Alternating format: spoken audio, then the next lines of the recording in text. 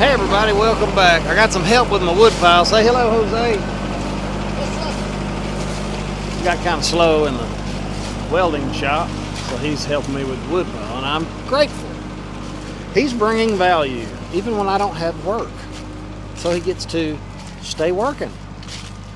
There's a lot of layoffs that's about to happen, and this comes on the heels of Meta laying off 11,000 people.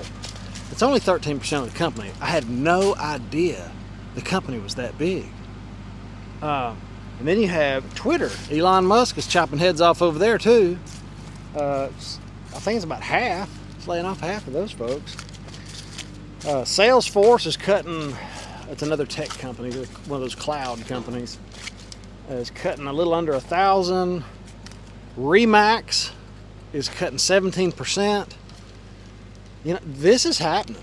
We're headed into the collapse, and I was going to come on here and just talk about the layoffs, but I don't want to do that. I want to bring solutions because I have been laid off more times than you can shake a stick at. I'm telling you, my field of work, you get laid off. That's just part of it. And there's a few things I want you guys to do, and I'm going to try to help you streamline this for you to try to be helpful. But if you would help me out and hit the like button and share this video with somebody that is about to go through it or is going through being laid off, I think this will help them.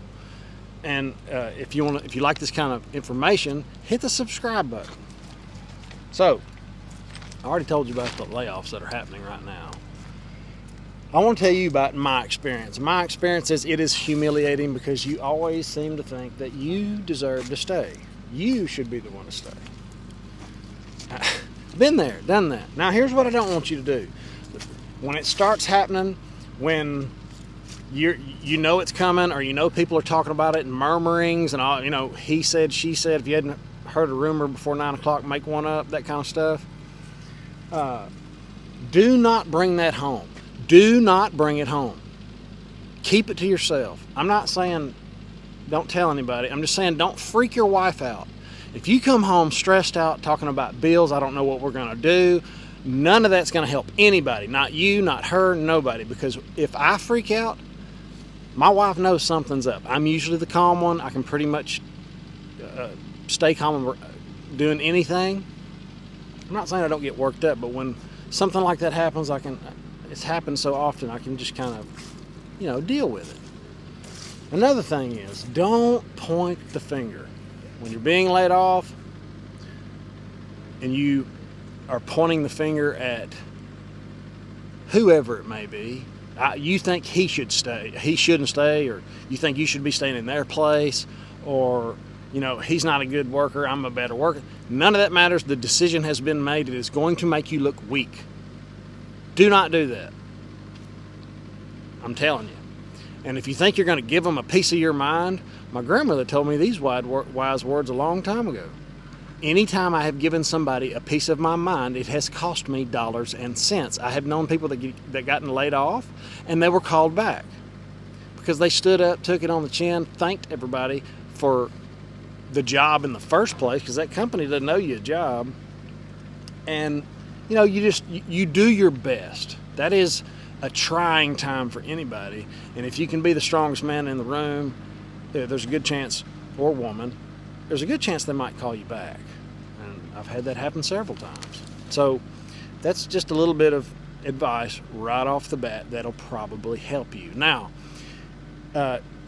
as this is coming, as the layoffs are brewing, I want you to start researching how to build the most ultimate resume.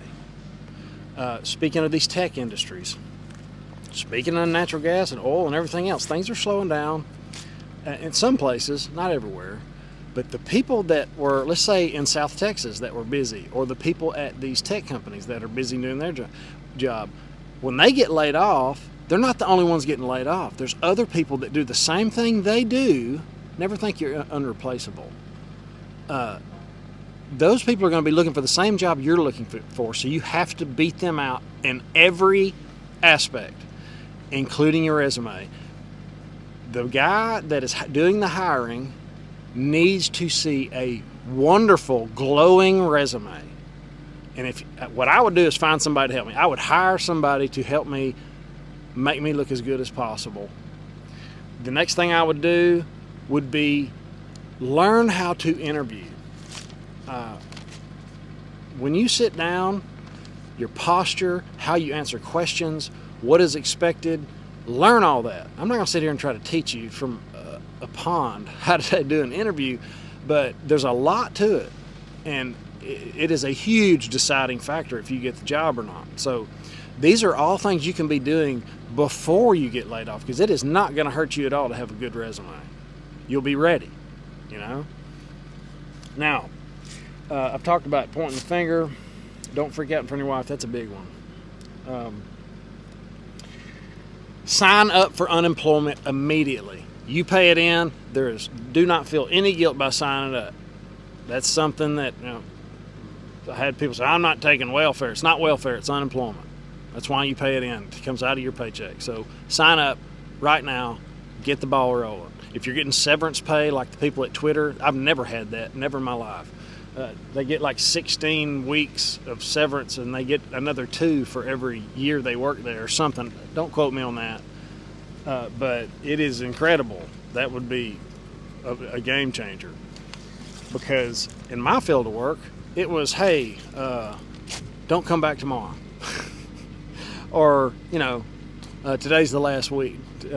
You know, Friday's your last day, or next week's your last week. It was real quick. And that really, and put yourself in my shoes, and to be freshly married, about 2 years, living in a house about 2,950 square foot on a private lake with a car note and all the other stuff that you rack up when you're not really ready. You know, when you think that job is just going to pay you forever and you don't really have to save because you can bank on that good job.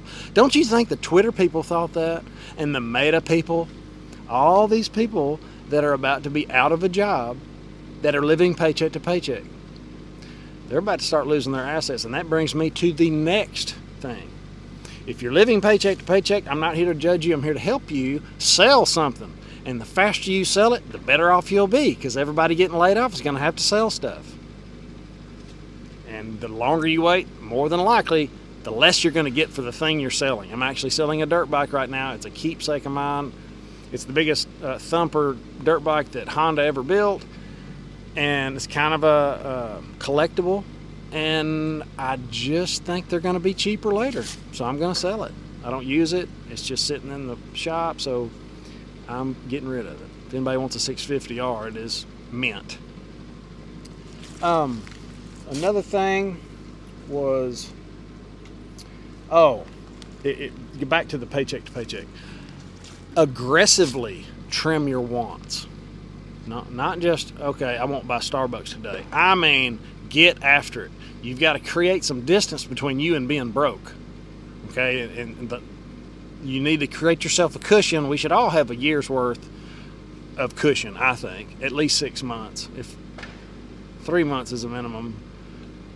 But just because I've been there, you don't want to be the guy that has to freak out and run to another job in 5 states over because he couldn't make it 2 weeks without a paycheck.